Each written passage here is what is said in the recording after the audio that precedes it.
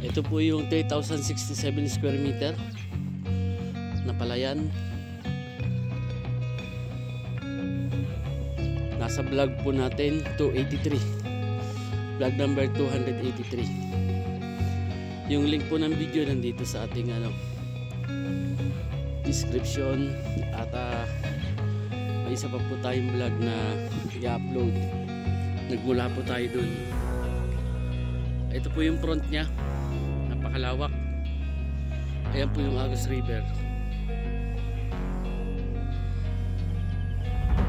Dito po yan sa barangay ng Pisa, sa General Nakar. Meron pong pathway dito kasi lahat po ng naninirahan dyan sa lugar na to, dito na po sila tumatawid, nagbabangka lang po dyan. Ganda po dito. Ito po yung available na for sale. Ito po ay for sale din po ito. May vlog din po tayo nito, 285 at 275, 274. Mas lang po to kasi nakapangalan yung titulo doon sa lola. Ito po doon sa tatay.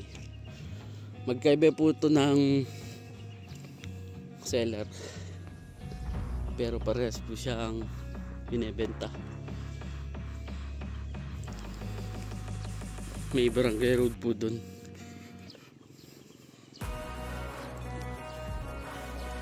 Yung iba pong may mga sasakyan galing po dyan, iikot po yan papunta dun.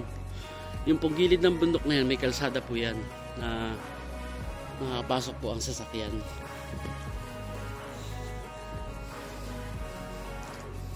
Ang ganda po ng patubig nila dito kasi ang lakas. Yan.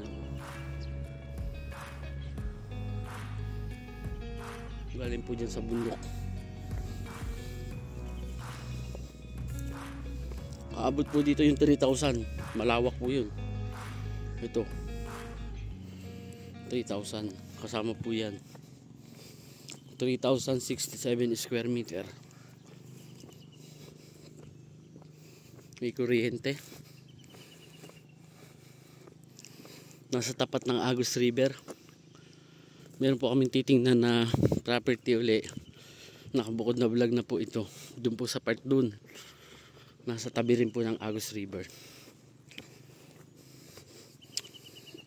Almost 1 hectare po siya.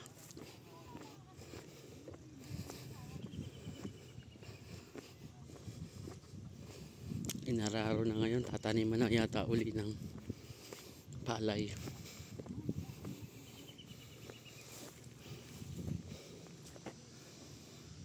Yan lang po.